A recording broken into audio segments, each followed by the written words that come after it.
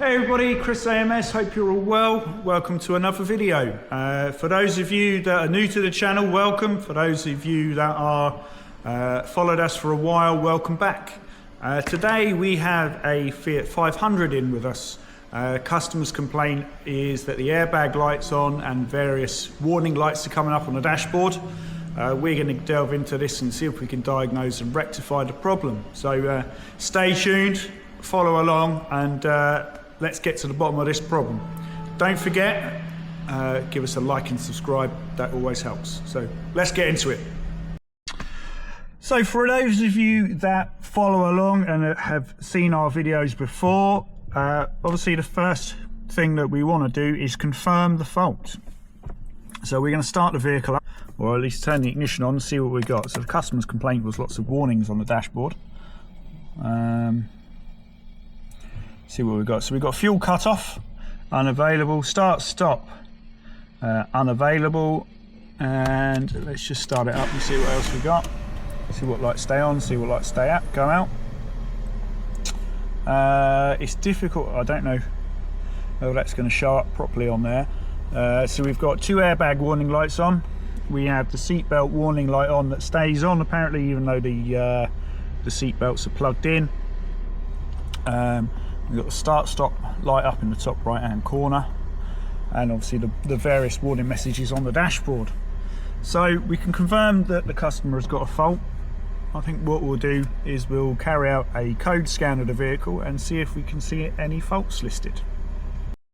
So we're plugged in with our snap-on Zeus. It's our first look tool for today, and we're going to carry out a code scan on the vehicle to see what faults we can find. So let's do that.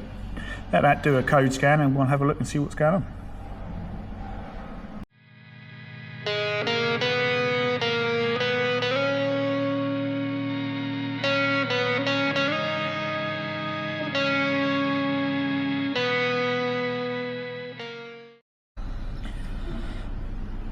So the Zeus has completed its scan.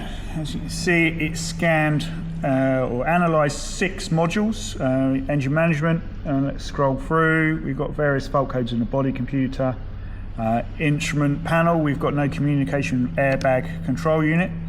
And looking on this list, we have no list of an airbag control unit. So it hasn't been able to scan the airbag system. So if we come back out, and we'll try and access the airbag control module directly, and ignition's on, and let that see if that could do comms.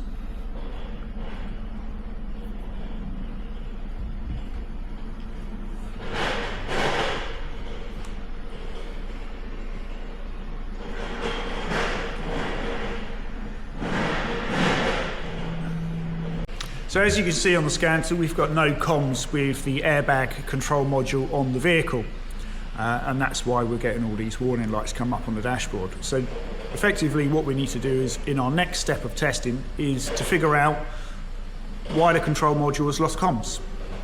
Now, any control module on the vehicle requires 3 things to communicate.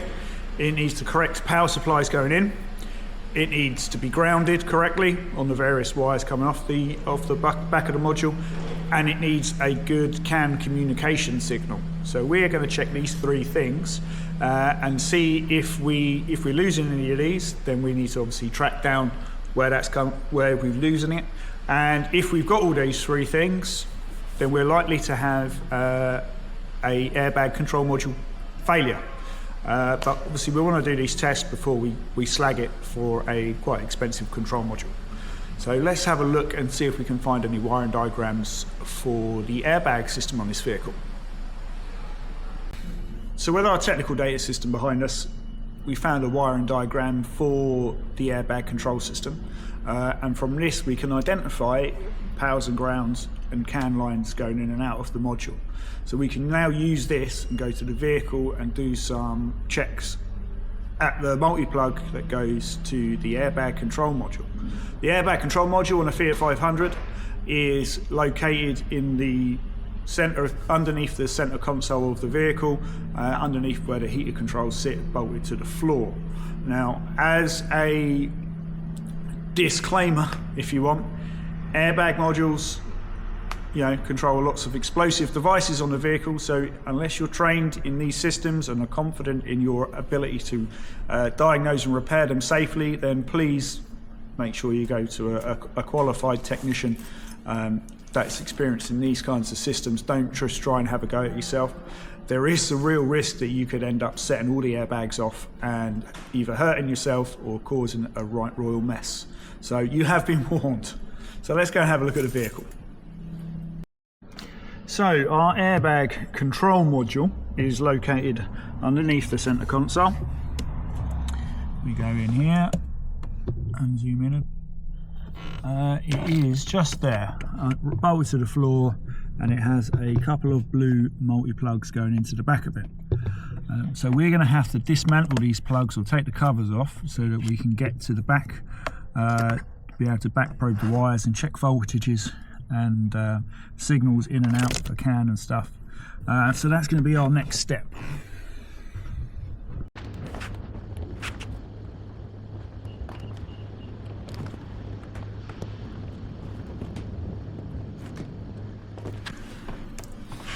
So we've got our plugs out. Let's have a look in there.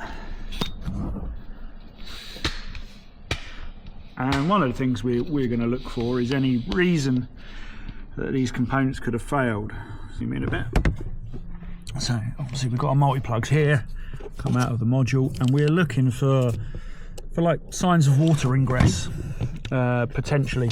Now, I worked for Fiat many years ago, and we did see quite a lot of problems with the heater matrices leaking onto the airbag control module. Now this filled the airbag control module full of water, which then caused the module to fail.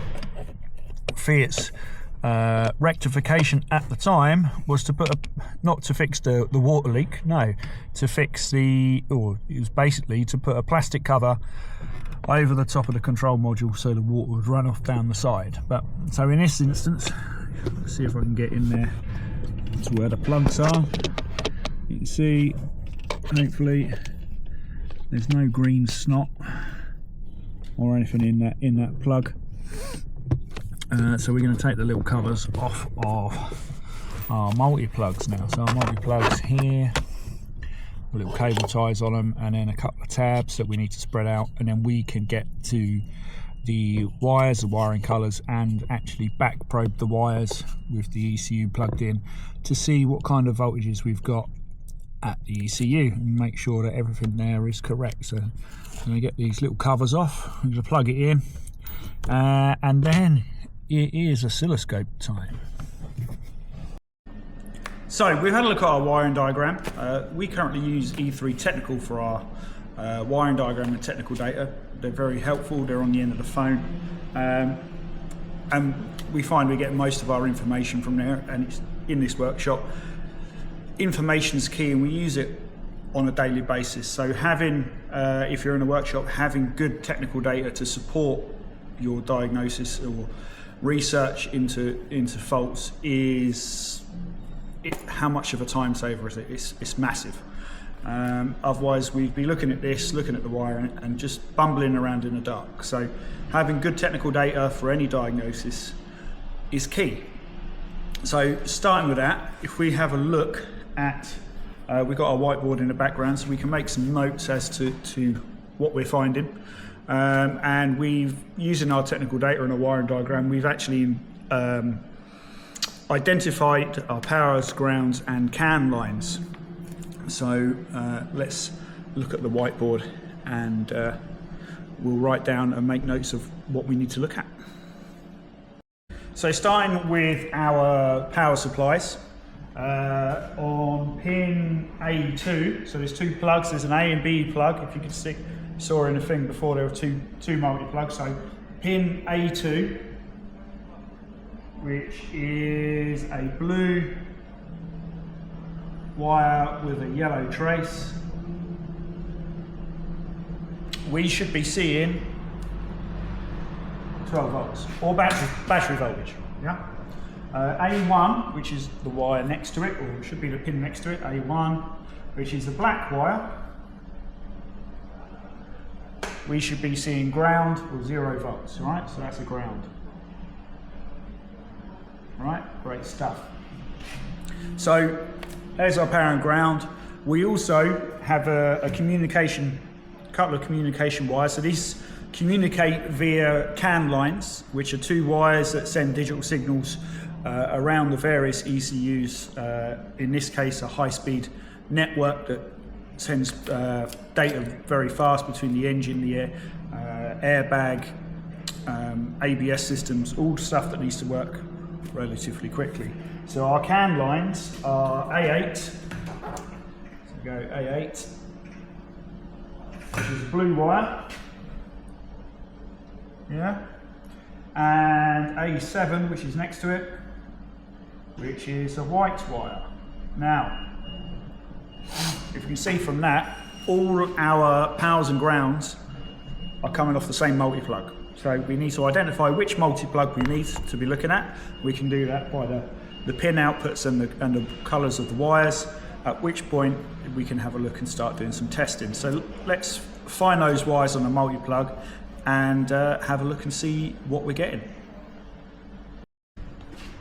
So as a quick sidebar before we actually get down to the nitty-gritty and looking at the ECU, I wanted to share with you a trick that I learned from Steve Scott, who's in charge of the Simply Diagnostic network. If you've not seen them before, check them out. They're a great bunch of people.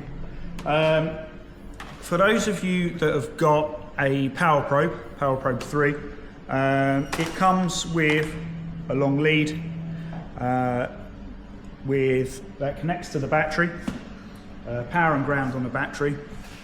And an important thing for diagnosis and checking things is to make sure that your meter, whichever you're using, has got a good ground, okay? And so I hadn't even thought about it up until that point, but they've got banana connectors fitted.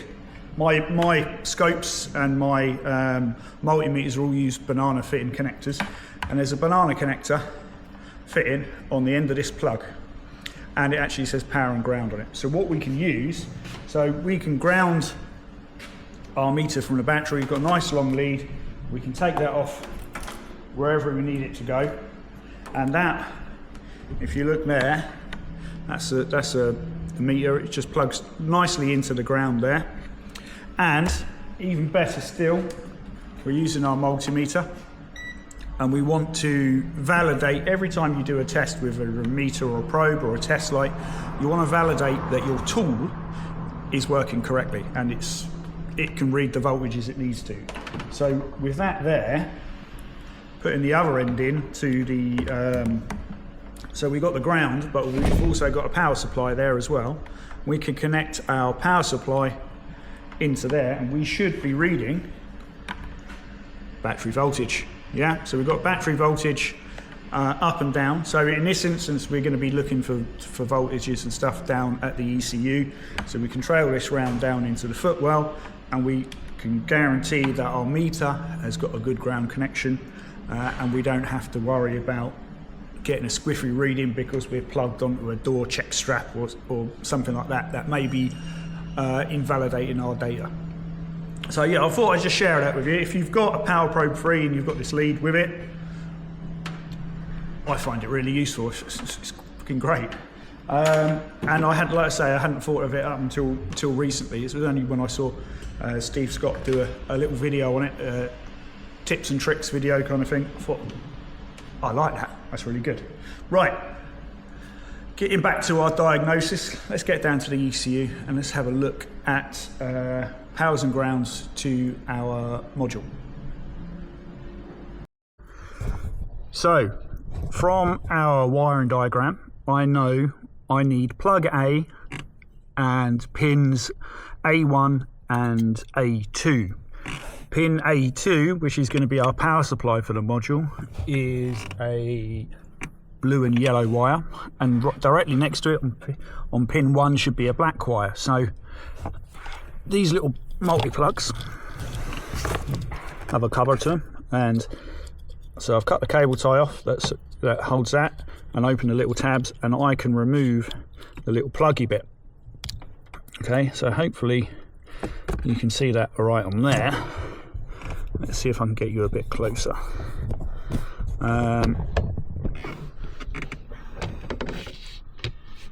Let's go in a bit closer, shall we?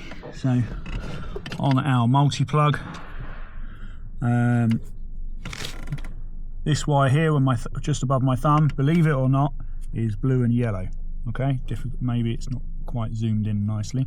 And next to it is a black wire, and they're on pin 1 and pin 2 respectively. Our blue and white wires, which are here where my thumb are our 2 CAN lines. So like I say, we've identified that this is plug A, we've identified the pin numbers and they correspond to the correct colours. So what I'm going to do is delicately, because it doesn't have the connector thing on it, is we delicately put this back into the ECU so I can back probe using our multimeter into the wires in the back of here and see what's occurring. Okay, so that's going to be my next job. Again, be very careful when you do any work on airbags, as you do risk setting things off if you're not careful and you're not following the proper procedures. Also, when you take the little cover off, be very careful that you don't bend any pins in the ECU or break the pins in the ECU, which could be a new ECU when you didn't need to have a new ECU. So yeah, let's get this plug back in and we'll see what our multimeter is reading. Right, now I'm back probed in to the back of the plug. Now we're doing these tests with the ECU plugged in because we needed a loaded component. Okay, if you just test it with it unplugged, you're not putting a load on the component and it could give you a false reading. So you want, if you're checking circuit integrity, a loaded component is better. And at the moment we've got 0 volts. Now this ECU is powered when ignition is switched on. So we're going to turn our ignition on, and there we see we have got close as damn it to battery voltage. Okay, so we're happy that we have got our power supply in. So next test is we're going to move our probe over and we're going to check the ground side to the ECU and make sure that's okay. So now we're plugged in we've moved the pin over, we're in our ground side for the ECU. Now the ground side goes directly off to earth. Now you'll probably see on there that these wires are actually covered in yellow tape, and they indicate on this particular vehicle that they are to do with the airbag system. Both the multi-plugs have got yellow tape around them, and that earth strap there has got yellow tape around it. So that's likely the earth point for the airbag computer. So currently we've got less than 0.2 of a volt, okay, and we're happy. We've got 25 millivolts and we're happy that that's correct. Just as a quick extra test, what we can do is, remember we've got our super dupery thing here and we've got the minus and the plus on it. If I move that to plus, okay, so now it's measuring the ground wire off of the ECU, but it's actually coming to positive. We should see battery voltage. So let's have a look and see if we do.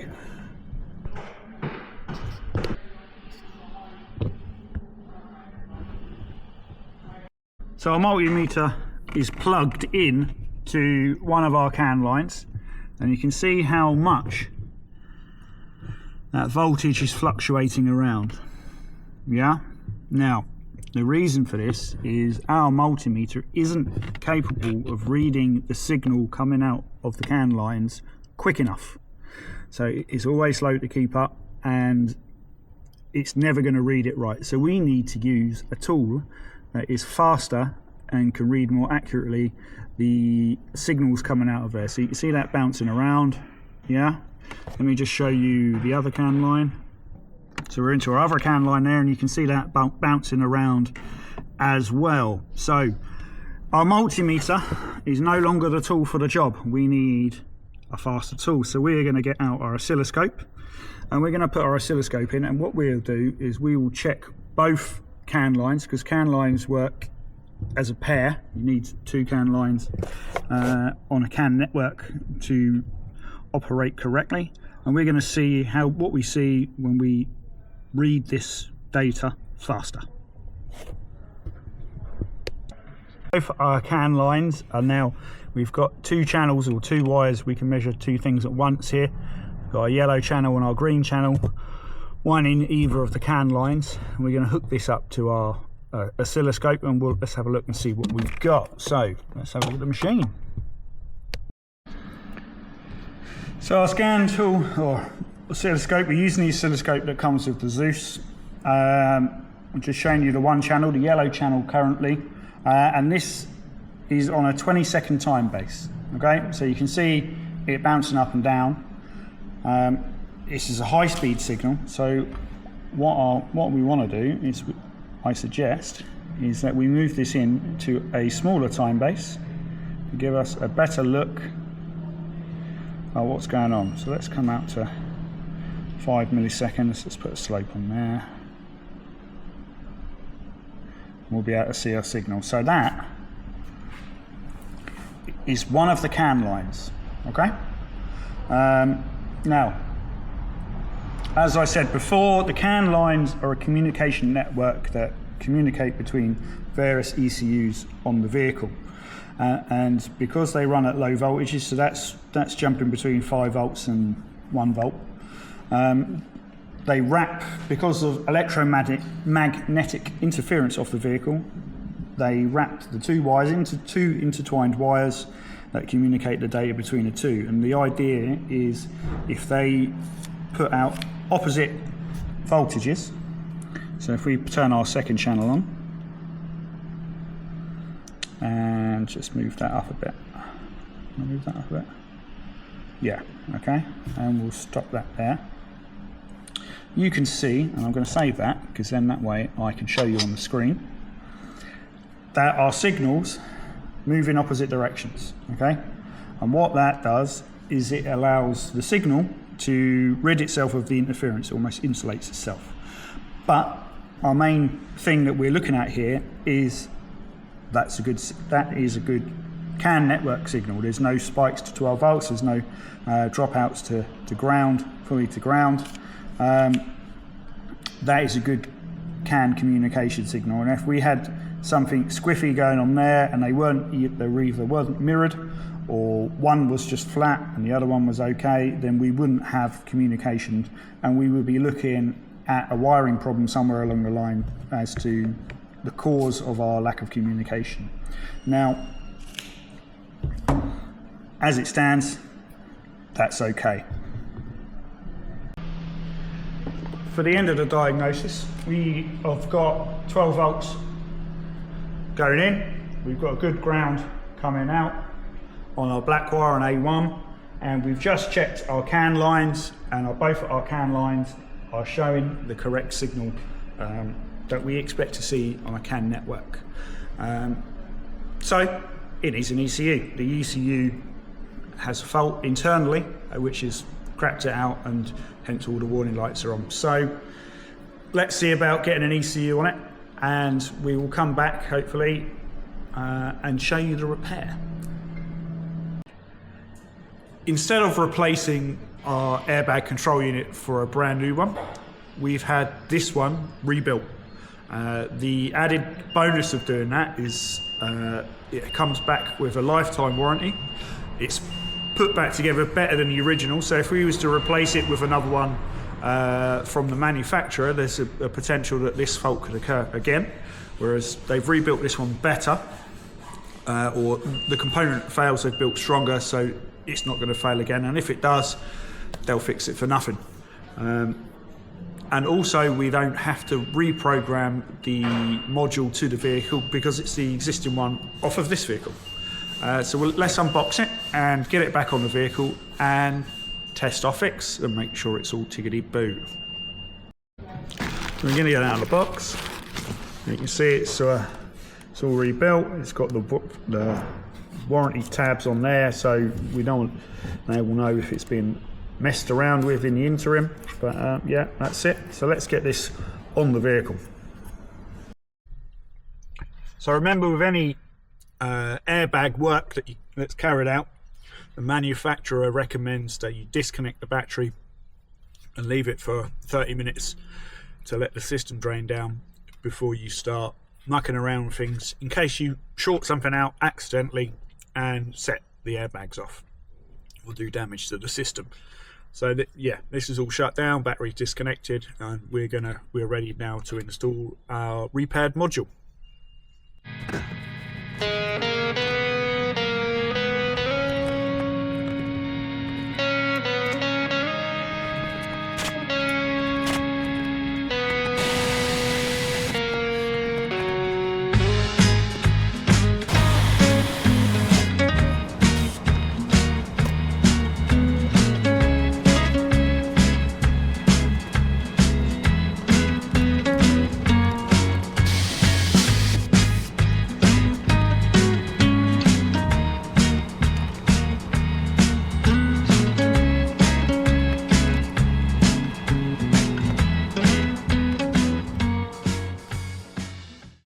So now our ECU is all bolted back in and connected back up. We'll reconnect the battery and then we'll have a look and see if we've got comms.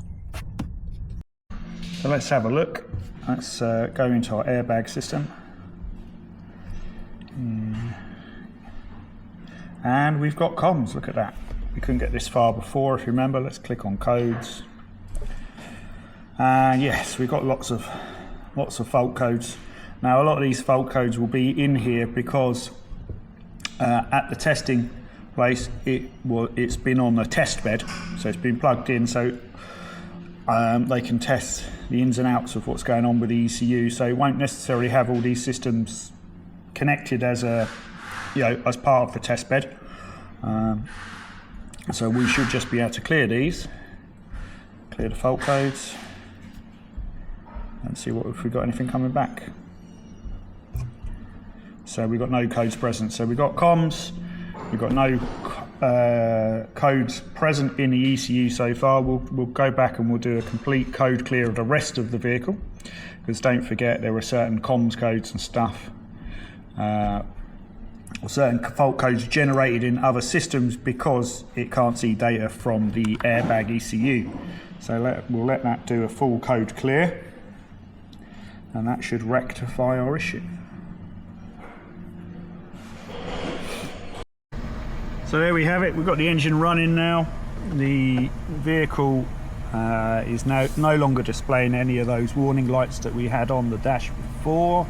Now our mileage is flashing. This vehicle's been in prior for a Bluetooth module issue that was causing a battery drain. So in this instance we've disconnected it for the customer, but it's caused a proxy alignment fault within the management systems. So the customer's happy to just put up with that. They declined to have the repair done at this time, but we fixed the problem. So I hope you like this video. Hopefully it shows you the importance of doing the tests before guessing at a repair. Test, remember?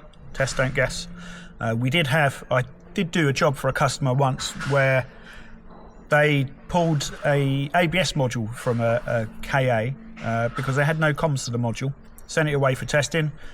They sent it back saying there's nothing wrong with it, it all works, and it ended up being a bad connection to a power supply fuse that was causing low voltage to the module and thus stopping comms occurring. So he took it off, had to refit it, bleed the system, all because the proper checks weren't carried out first, and then all for a bad connection to a fuse. So again, testing is very important, and making sure you're getting the right, making the right call before you start carrying out any kind of repairs. So remember, airbag systems, there are explosive devices all over the vehicle, so please make sure you know what you're doing before you attempt any repairs or diagnostics, that you don't short anything and cause damage. Again, I hope you like this video. Please like and subscribe, like our video, and check out some of our other social media stuff as well, and give us a like on there as well. That's be much appreciated. We'll see you in the next video.